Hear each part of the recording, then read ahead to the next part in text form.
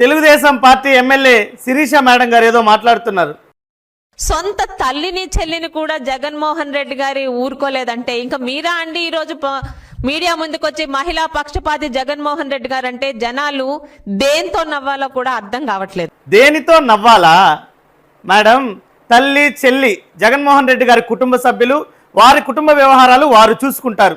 ఏం జరిగిందో ఎలా జరిగిందో ప్రజలకు తెలుసు, మీరు చెప్పాల్సినటువంటి అవసరం లేదు.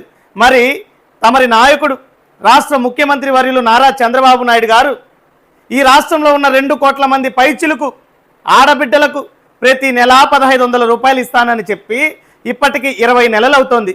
అంటే ఒక్కొక్క ఆడబిడ్డకి 30,000 రూపాయలు బాకీ పడ్డారు.